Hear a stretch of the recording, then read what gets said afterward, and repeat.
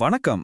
இன்னைக்கு நாம என்ன பார்க்க போறோம்னா, நம்ம சமூகத்துல பல பேரோட மனசுல இருக்கிற ஆதங்கத்தை சில முக்கியமான கேள்விகள் வழியா அலசி ஆராய போறோம். வாங்க, இந்த மூலத்தரவுகள் என்ன சொல்லுதுன்னு ஆழமா பார்க்கலாம். சரி, முதல்ல இந்த முழு ஆய்வுக்குமே காரணமா இருந்த சில கேள்விகளை பார்த்துடலாம். முதல் கேள்வி, நம்ம அரசியல்ல ஏன் உருப்படியான உண்மையான விவாதமே நடக்கிறதில்ல? அடுத்த கேள்வி பாருங்க. ஒரு பெரிய கோடீஸ்வரர் பப்ளிசிட்டிக்காக கோவிலுக்கு கோடிக்கணக்கில் டொனேட் பண்றாரு. ஆனா அதே பணத்தை வச்சு ஏன் ஏழைகளுக்கு சாப்பாடு கொடுக்க கூடாது? யோசிச்சு பார்த்தா இது பணம், சமூக பொறுப்பு, இமேஜ் பில்டப் எல்லாத்தையும் ஒரே நேரத்துல கேள்வி கேட்குது இல்லையா? இந்த கோபம், விரக்தி எல்லாம் வெறும் பொதுவெளியோட நின்னுடல, நம்ம தனிப்பட்ட வாழ்க்கை வரைக்கும் வருது. இப்ப பாருங்க, ஒரு அப்பாவுக்கு சொத்து இருக்கு. அதுக்காக அவர் தான் சொந்த மகனையே ஒரு அடிமை மாதிரி நடத்தலாமா? இது குடும்பத்துக்குள்ளேயே இருக்கிற அதிகாரத்தை கேள்வி கேட்கிற மாதிரி இருக்கு. கடைசியா நம்ம எதிர்காலத்தையே தீர்மானிக்கிற ஒரு கேள்வி. நம்ம பிள்ளைங்களுக்கு உண்மையிலே கல்வி கிடைக்குதா, இல்ல அவங்க வெறும் ஒரு கம்மாடிட்டியா, ஒரு வியாபார பொருளா மாறிட்டு வர்றாங்களா? அப்போ கல்வியோட உண்மையான நோக்கம்தான் என்ன? சரி, இப்போ இந்த கேள்விகளுக்கெல்லாம் பதில் தேடணும்னா நாம முதல்ல நம்ம அரசியல் களத்தை பார்க்கணும். அங்க எப்படி முடிவுகள் எடுக்கப்படுது, முக்கியமா எப்படி உணர்ச்சியை வச்சு அரசியல் பண்றாங்கன்னு பார்க்கலாம். தமிழ்நாட்டுல வாக்காளர்கள் எண்ணிக்கை எவ்வளோ தெரியுமா? 5.73 கோடி. நினைச்சு பாருங்க, இது எவ்வளோ பெரிய சக்தி. ஆனா இவ்ளோ பெரிய சக்தியை எது வழி நடத்துது? அவங்களுடைய உணர்ச்சிகளா, இல்ல பகுத்தறிவா? இந்த இடத்துல தான் இந்த மூல ஆதாரம் ஒரு முக்கியமான விஷயத்த சொல்லுது. வாக்காளருக்கும் ஒரு குடிமகனுக்கும் பெரிய வித்தியாசம் இருக்குன்னு. வாக்காளர்கள் பெரும்பாலும் உணர்ச்சி வசப்பட்டு ஓட்டு போடுறாங்க.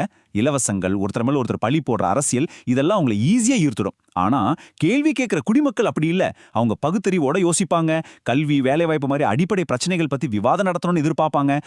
அப்போ ஏன் அரசியல்ல இவ்ளோ எமோஷனல் டிராமா நடக்குது? காரணம் ரொம்ப சிம்பிள்.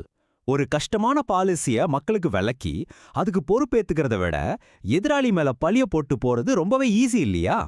அரசியல்ல உணர்ச்சிகளை ஒரு கருவியா பயன்படுத்துற மாதிரி பணத்தை எப்படி ஒரு இமேஜ் உருவாக்க பயன்படுத்துறாங்கன்னு அடுத்ததா பார்க்கலாம்.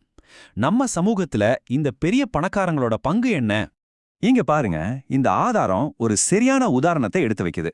ஆனந்த் அம்பானி ஒரு கோவிலுக்கு 18 கோடி ரூபாய் டொனேட் பண்ணியிருக்காரு. இதுல என்ன தப்புன்னு கேட்கலாம்.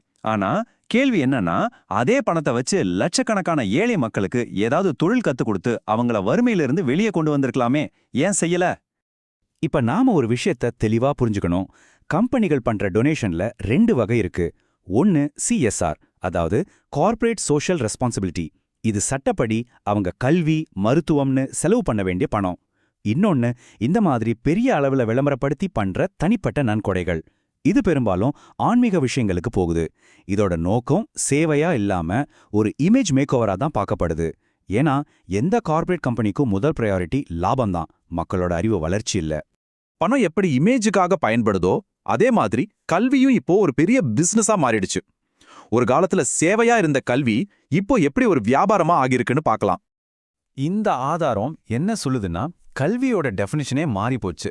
முன்னெல்லாம் கல்வி அறிவுக்காக, இப்போ வேலைக்காக. அதாவது இன்னைக்கு இருக்கிற கல்வி முறை சுதந்திரமா யோசிக்கிறவங்கள உருவாக்கல. அதுக்கு பதிலா பெரிய கம்பெனிகளுக்கு வேலை செய்யற திறமையான ஆட்களை, ஸ்கில்டு லேபர்ஸை உருவாக்குது. படிப்புங்கிறது ஒரு சோஷியல் ஸ்டேட்டஸுக்கும் சம்பளத்துக்கான லைசன்ஸ் மாதிரி ஆயிடுச்சு. இதுக்கு ஒரு நேரடி உதாரணம் வேணும்னா திருப்பூர் எடுத்துக்கலாம். அங்க இருக்கிற டாப் ஸ்கூல்ஸ் எப்படி ஒரு கமர்ஷியல் பிசினஸா இயங்குதுன்னு பாருங்க.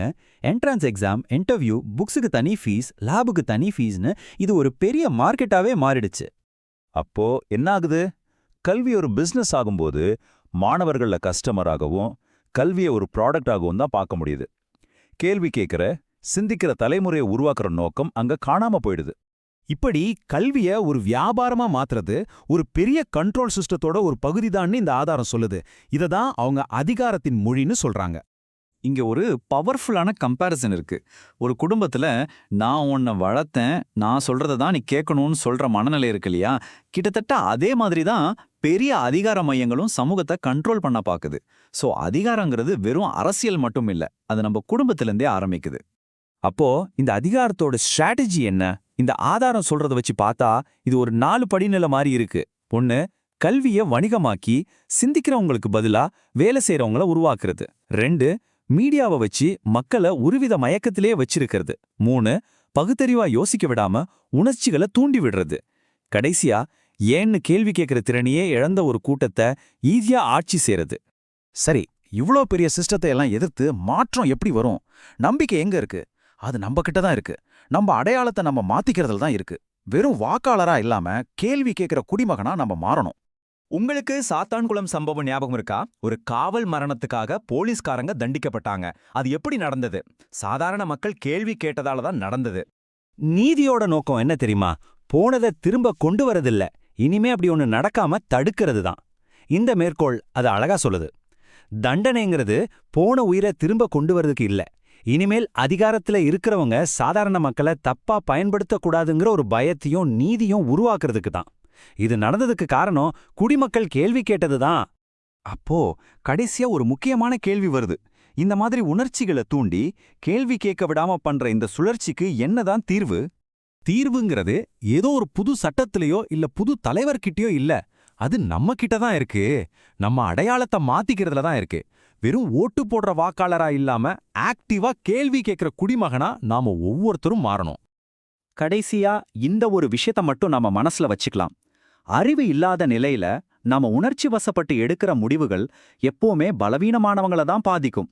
அப்போ நம்ம சமூகத்தை பாதுகாக்க வேண்டிய சக்தி வாய்ந்த ஆயுதம் உணர்ச்சி இல்ல, அது கேள்வி கேட்கிற அறிவு தான். சரி, இன்னைக்கு நீங்க என்ன கேள்வியை கேட்க போறீங்க?